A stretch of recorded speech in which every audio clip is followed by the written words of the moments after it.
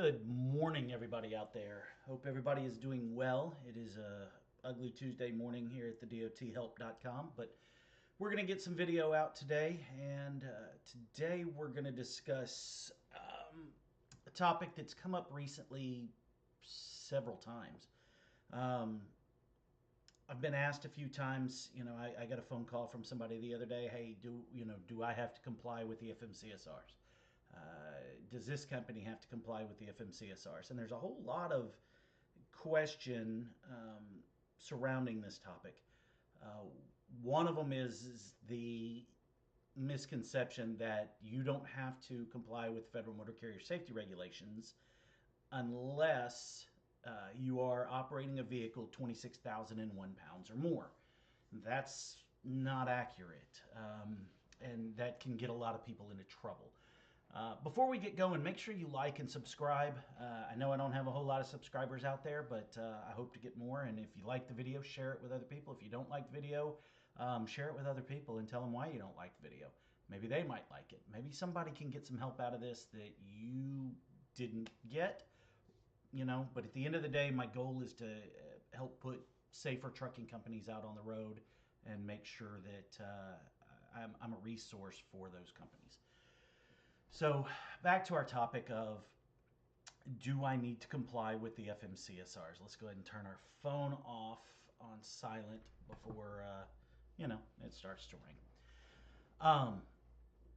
So the common misconception is that you don't have to comply with federal motor carrier safety regulations unless you are 26,001 pounds or more, and that is not accurate.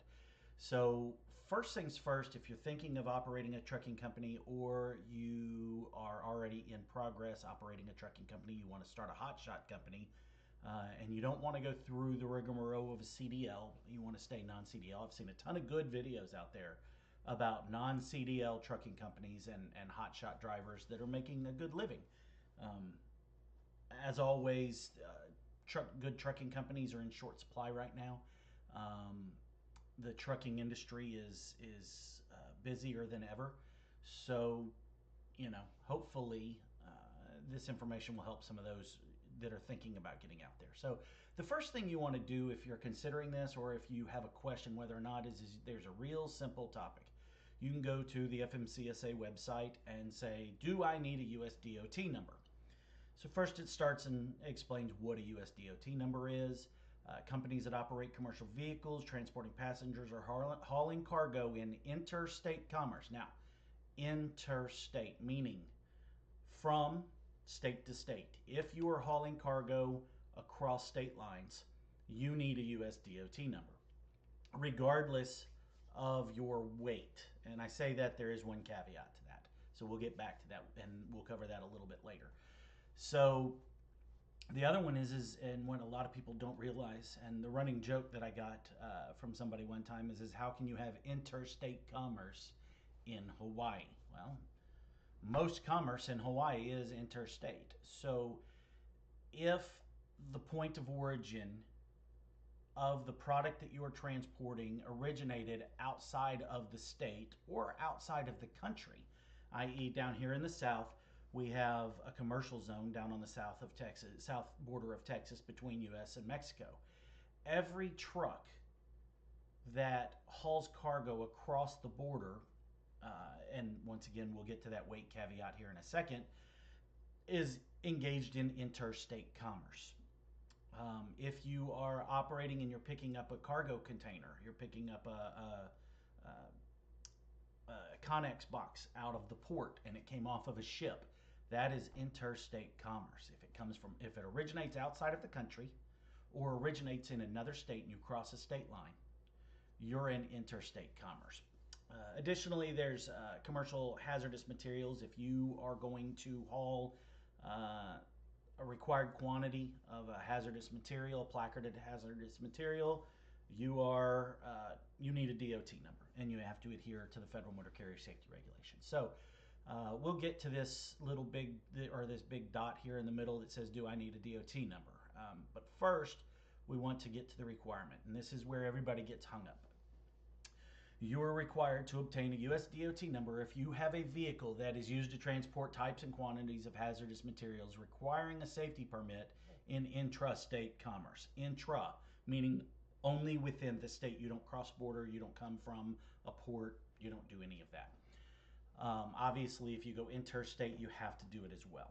So, or has a gross vehicle weight rating or a gross combination weight rating. Gross vehicle weight rating, single vehicle.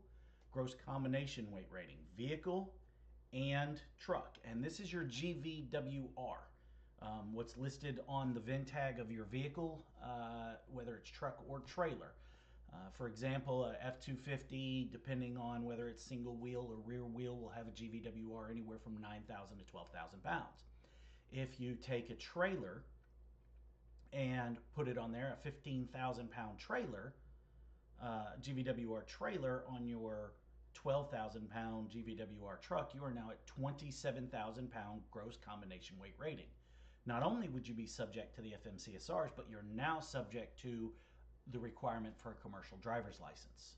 So that's where you got to start looking at what your weight ratings are. But here's the thing, for whether or not you are required to adhere to the FMCSRs, is if you have a gross vehicle weight rating or gross combination weight rating of 10,001 pounds or more, whichever is greater, is designed or used to transport more than 8 passengers, including the driver for compensation, or is designed to used to transport more than 15 passengers, including the driver, and is not used to transport passengers for compensation, and is involved in interstate commerce, trade, traffic, or transportation in the United States between a place in a state and a place outside of such state, including a place outside of the United States, between two places in a state through another state or place outside of the United States, or between two places in a state as part of trade, traffic, or transportation originating or terminating outside the state or the United States. You are required by the FMCSA to obtain a US DOT number and comply with the federal regulations. So what does that mean? That's where that 10,001 pound, the 26,001 pound misnomer comes in. If you are traveling across state lines in any way, shape, form, or fashion. So say you're up in North Texas and you go out of the state and then come back into the state to make your delivery. You have now crossed state lines and you are subject to the federal regulations. 10,001 pounds if you cross state lines, if you pick up at a port. You are required to have a US DOT number and you are required to follow the FMCSR. Now, if you are under 26,001 pounds, i.e., let's say a box truck, and you are just making deliveries in this box truck and you go 2 hours over the border to Louisiana, now you are subject to the FMCSRs, but you are not required a commercial driver's license. The commercial driver's license requirements are separate from the FMCSRs. Those are based on the weight of the vehicle or whether or not you're carrying hazardous materials or whether or not you're transporting passengers.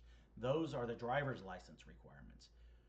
You can still be in interstate commerce and not required a commercial driver's license, i.e. some of these hotshot companies that are getting, a single rear wheel F-250 with a 10,500 pound, a 10,500 pound GVWR, and a 15,000 pound trailer gives them 25.5 gross vehicle weight rating. Now, they still need a DOT number, they still need a driver qualification file, they still need drug and alcohol testing. The driver still is required to have a medical card. The driver is not required to have a CDL. So, hopefully that sheds a little bit of light, but here's the thing. You use this website, you go in here and you go, do I need a US DOT number? And you answer the questions. Are you a motor carrier transporting property or passengers in commerce? Are you getting paid to move products or people? Yes.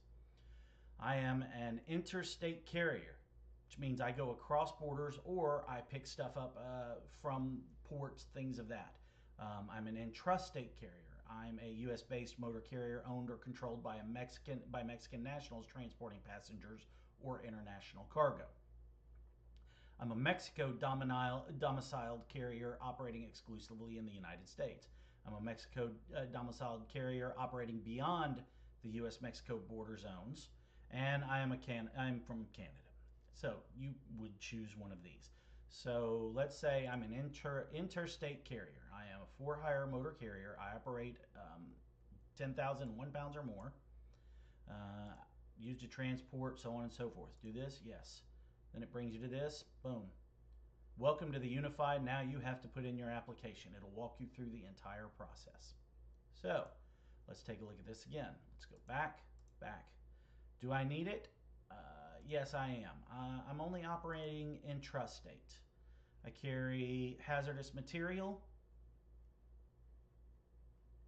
My state or domicile requires me to obtain a U.S. DOT number apart from those things. Nope, I don't have to do that. You do not need a U.S. DOT number, but you may obtain one. So, simply put, if you are operating a vehicle over 10,001 pounds, GVWR, not actual weight, not weight including the product, everything else like that. If it is rated, gross vehicle weight rating of 10,001 pounds or more, and you travel across a state border, or you pick up loads at a port, or you deliver loads to a port, you are required to have a US DOT number. If you are required to have a US DOT number, then you are required to follow you are required to, by the FMCSA, to obtain a US DOT number and comply with the federal regulations. So that means driver hiring and qualifying, maintenance records, drug and alcohol testing, accident register. You are required all of it, and you're required to maintain all of your records. You can't just get a truck and go. You have to follow all of these regulations. So I'm hoping this clears some of this stuff up. You can also check states that require a DOT number. If you require for interstate or intrastate commerce and you're at 26,001 pounds or more, then you are required to get a DOT number in these states. So as always, for intrastate regulations and registration, check with your local state agency. It would be the Department of Public Safety for whatever state you operate in to get those specifics. I hope this clarifies some of this.